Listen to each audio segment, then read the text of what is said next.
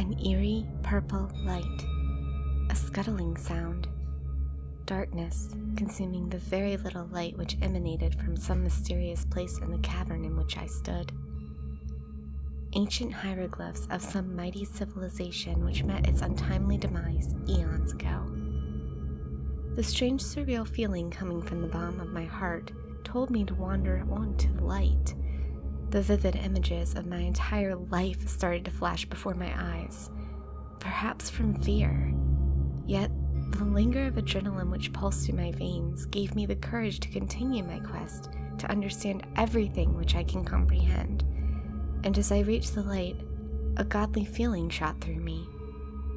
I discovered a room which was covered in ancient paintings depicting this lost civilization's lost deities, all of them beast-like, some with animal heads, much like the Egyptians, yet all of them drawn in a surreal fashion which sent a shudder go down my spine. Upon inspecting the room, I discovered that the light was coming from a crystal of some kind.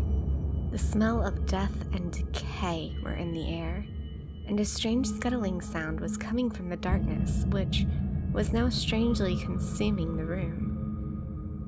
They are most probably just rats, I thought, scuttling across the ground.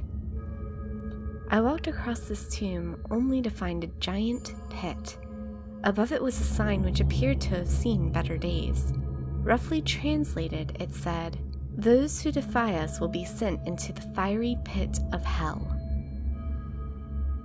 As I read it, fear and fascination made me step back and 2 steps forward. As I stood on its edge, I held a small fragment of rock in my hand and threw it down. 10 seconds. No echoing thud. 20 seconds so far. Still nothing. I waited for about 10 minutes, just standing there. Still no thud. As I stood there astonished at the size of the pit, I looked down and saw what appeared to be a primitive and rough form of a ladder carved into the edge of the pit's wall. Maybe it was an act of stupidity. Maybe it was the adrenaline. Either way, I began to slowly go down it. I must have been going down this ladder for 3 hours when I realized that this act of stupidity may result into my impending doom. As I continued to scale down, I realized something. The echo of that stone hitting the ground still hasn't come yet. The walls of the pit at this elevation were mossy, and a damp coldness fell upon me. It must have been hours since I began to scale down the pit. Still, no thud. The walls at this point in time were so damp I nearly fell off the ladder, and the stench of death and decay became a much more repulsive aroma. Something which, for the life of me, and for the life of others, I'll believe no one can describe.